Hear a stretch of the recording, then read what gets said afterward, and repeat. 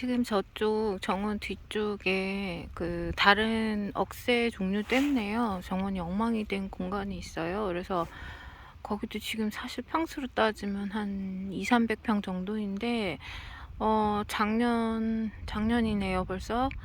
작년에 이제 저희 신랑 일차를 포크레인으로 긁어내고, 그다음 마무리를 했어야 되는데 저희 신랑이 다리를 다쳤거든요. 그래서 그걸 이제 마무리 못하고 뒤집어 놓은 상황인데, 거기에도 초하루라든가 구근류들을 굉장히 많이 심어놨어요. 그래서 그때 포크레인으로 뒤집으면서 1차적으로 제가 이제 주술 수 있는 건 다 주웠고, 그때 너무 땅속 안에 깊이 들어가 있던 애들이 있었거든요. 그래서 그런 애들은 이제 싹이 올라오는 걸 보고 지금 다 캐내고 있어요. 캐내서 이제 앞쪽 정원으로 옮기는 작업이에요. 이런 작업들을 지금 해야 돼요. 그러니까 지금 제가 동영상 찍고 있는 게 이제 구정 연휴 때인데요. 이때가 사실 1년 중에 가장 추울 때라고 봐야 되고요.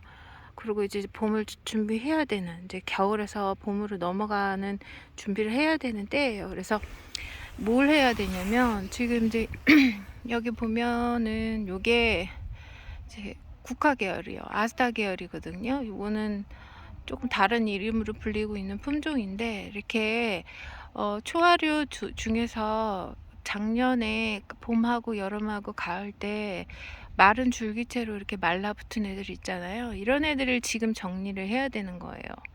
그래서 이렇게 정리하면 이게 땅속 안에 묻혀 있었던 이런 새로운 식물들이라든가 구근류들이 이제 나오는 게 눈에 보이거든요. 그러면 그런 것들을 파서 다시 새로운 자리로 옮겨주는 작업을 이제부터 하셔야 돼요. 다행히 오늘은 날씨가 좀 괜찮아서 이 작업을 하는데, 예보상 내일부터 또 엄청 추워진다고 그래요. 그래서 지금 눈에 보이는 애들만 우선 다 쓸어왔어요. 보니까 수선화 종류들도 있고요. 네, 아이리스 종류도 있고, 저기 안쪽에 보면 아마릴리스 계열들도 있어요. 예, 이런 애들은 지금 전 자리를 잡을 거고, 이번 주 지나가서 추위가 조금 가시면 이렇게 말라 비틀어진 초하류들이 위에 마른 가지들 있죠. 이런 거를 정리해주고 잘라서 버리기도 하고, 보통 원래대로라면 그러니까 옛날 정원이라면 이런 것들을 다 모아서 태우죠, 보통. 그러면은 이제 이런데 알 까놓고 겨울을 나던 벌레들도 다 죽고, 그런 이제 선순환이 일어나는데, 요새는 시골에서도 불을 태우기가 좀 그렇거든요. 그래서 이런 거를 다 모아놨다가 봄하고 여름 내에 잘 퇴비로 만들어 줘야 돼요. 네. We haven't known each other long, but God, it's easier to say what I feel when I write a song. That is, if you don't mind. I have been thinking of you all this time. Oh, I care about you more than a lot. This feeling I feel is felt deep in my heart, and my chance, if you feel just a bit of the same, then come over, baby, stop playing this game.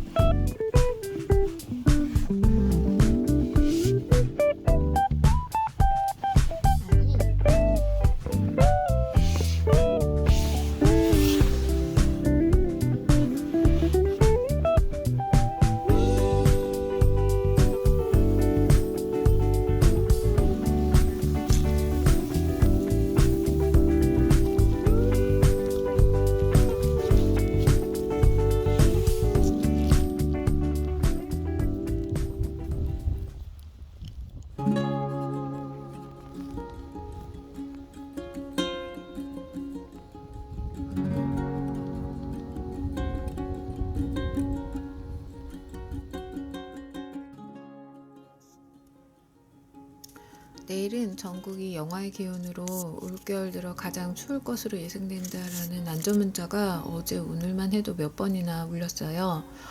집이 추우면 보일러를 틀고 온수매트 온도를 올리고 뜨끈한 국물로 저녁을 채우고 내복을 꺼내 입으라고 아이들한테 닥달하면 되겠지만, 밤 온도가 오늘처럼 이제 미친 듯이 떨어지면 온풍기나 난방기 같은 거를 틀면 돈이 엄청나게 들기 때문에 하루에도 수십 번씩 머릿속으로 돈을 계산해야 되는 게 저 같은 원예업 종사자의 고민입니다. 뭐 영어로 잘 떨어지지 않은 제주에서 뭐 이렇게 죽는 소리를 하냐고 하시는 분들도 있겠지만, 네, 경기권의 시설 원예업 하시는 분들은 힘내세요. 네. 그런 지역에서 추운 날에 시설 재배하시는 분들은 하우스 문을 한번 열었다 닫았다 하면 이제 온기가 확 빠지니까 문을 한번 열 때마다 1,000원, 2,000원 외친다고 막 하시는 얘기를 옛날부터 들었는데, 요새는 1,000원이 이제 10,000원이 되는 시대가 왔어요. 어쨌건 이러한 고민은 저 같은 작은 원예업 종사자나 가정원에 하시는 분들에게도 비슷한 고민거리일 거예요. 전기세도 전기세지만 금이야 오기야 키우는 반려식물에게 냉해나 동해 등으로 해를 입거나 또 이제 빠이빠이 해야 되는 일이 벌어질 것 같으니까요. 저도 옛날에 몇 년 전에 영하로 잘 떨어지지 않은 제주에서, 그것도 이제 유리로 만들어진 온실 안에서 식물을 키우는 저니까 호기롭게 추운 날로 이제 예보가 났는데 난방기를 안 켜겠다고 해보겠다가 하룻밤 만에 무늬 정도를 다 날려버린 경험이 있습니다. 나무 공부를 하다 보면 상열 현상이나 또 동계 피소라는 개념이 있는데, 이게 두 개가 약간 의미의 차이가 있긴 해요. 하지만 결국은 뭐냐, 밤이 돼서 모두 온도가 급강하면서 낮과 밤의 온도 차이로 인하여 나무들이 이제 문제가 생기는 거예요. 낮 시간에 식물 속의 수분이 햇빛이 몰리는 남쪽으로 몰렸다가 밤 시간에 이제 온도가 급강하면서 남쪽 방향의 나무 숲이가 갈라지던가 아니면 아예 줄기가 세로로 쫙 찢어지는 현상이 발생하는 걸 말해요. 이런 거는 실내에서 키우는 초하루에도 비슷하다고 할 수 있어요. 보통 실내에서 식물을 키우시는 경우에는 겨울에는 햇빛의 양이 적고 실내 온도를 올리는 데는 사실 햇빛만한 게 없으니까 대부분 겨울이면 더 해가 잘 드는 남쪽 창에 두시는 경우가 많아요. 특히 겨울철에 이제 꽃대를 올리고 하는 제라늄 같은 경우에는 꽃 피는 데에도 햇빛이 너무 중요하니까 더 남쪽 창에 막 줄을 매달아서 주렁주렁 이제 매달아서 키우시더라고요. 이러한 경우 그냥 적당히 온난한 겨울밤에는 큰 문제가 없지만 건축을 공부해 보시거나 해보신 분은 아실 거예요. 유리라는 소재는 아직까지는 페어글라스니 뭐 이런 거 해서 또 그 유리와 유리 사이에 알곤가스 같은 특수가스를 집어넣어서 만든 아주 이제 비싼 좋은 창호라 해도 일반 벽에 비해서는 가장 열 발산율이 높은 편이에요. 열 발산율이 높다라는 거는 거꾸로 바깥에 추운 냉기도 잘 들어온다는 거죠. 앞서 설명한 상열 현상에서도 이제 얘기했듯이 이제 온도가 떨어지면 겨울이 되면 식물이 알아서 낮 시간에 부족한 일조량을 보충하려고 해가 이제 갑자기 들잖아요. 많이 들면 그 해가 되는 방향으로 세포액들을 막 밀어 넣어서 광합성이나 호흡작용을 하려고 해요. 쉽게 말해 이제 남쪽으로 수분을 막 밀어 넣는 거예요. 식물들이. 해가 아예 들지 않는 음지라면 이런 일을 아예 하지 않겠지만 이제 사람이 인공적으로 남쪽에다가 햇빛 많이 보라고 이렇게 갖다 두면 그쪽으로 막 몰리는 거예요. 와, 갑자기 막 햇빛이 왔다 하면서요. 그러다가 이제 갑자기 저녁이 돼서 온도가 급강하하면 이제 갑자기 난리가 나는 거예요. 온실을 사용하신 분들은 아시겠지만 한겨울에도 해가 진짜 잘 되면 남측 창 온도를 이제 온도계를 찍어보면 40도 이상은 잘 돼요. 그 외국 사람들이 왜 썬룸 같은 걸 만들었는지 알 것 같을 정도로요.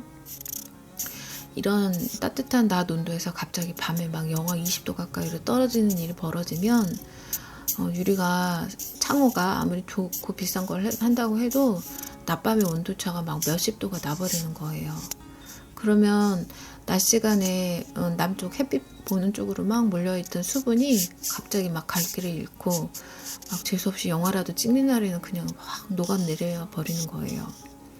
오히려 낮에 햇빛을 안 받았으면 그냥 뿌리나 줄기같이 조직이 단단한 쪽으로 수분을 저장하고 있었을 텐데 그게 아니었던 거죠. 막 움직이는 줄 알고 막 움직였던 거예요.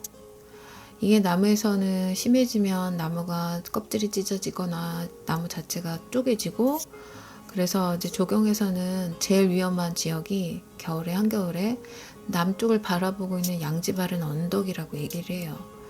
근데 그런 언덕이 보통 해가 잘 되기 때문에 좋고 따뜻하고 좋은 위치라고 얘기는 생각을 하겠지만, 오히려 이런 언덕 있는 데다가 숲이가 약한 나무들을 심지 말라는 이제 공식 같은 게 있어요.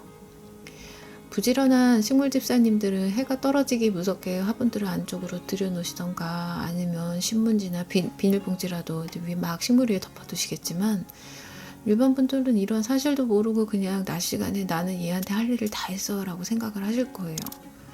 냉해 약한 애들을 또 골라서요. 그리고 이제 실내에서 키우는 많은 식물들은 대부분 열대성 식물이니까, 그리고 또 요새 유행하는 애들은 이제 무늬종들인데, 무늬종 애들이 제일 약해요, 제가 보면. 그래서 저는 겨울이 되면 추워지면 냉해 약한 애들은 생장이고 뭐고 자시고 그냥 안쪽으로 모아두던가, 아니면 이제 저녁에 온도가 떨어지거나 해가 이제 없어진 것쯤 되면은 다 한쪽으로 모아서 그 위에다 신문지 이불을 덮어두고 와요. 그리고 밤 12시 다 돼서 그때쯤에 이제 온실에 내려가서 조그마한 난로를 트는 거죠. 보통 이제 온도계를 찍어보면 새벽 최저점이 새벽 4시나 5시거든요. 제가 얼마 전에 그 블루투스로 조절이 된다기보다 확인이 되는 온습도계를 샀어요. 그래서 온실 안의 온습도를 스마트폰으로 확인할 수 있는데, 아마 저는 이번 주 내내 밤에 몇 번이나 깨서 온실 안의 온습도를 확인을 할 거예요. 뭐 그렇다고 해서 막 갑자기 떨어진다고 그래서 새벽에 뛰쳐나갈 자신은 없습니다. 예, 그래서 미리미리 대비를 하는 거예요.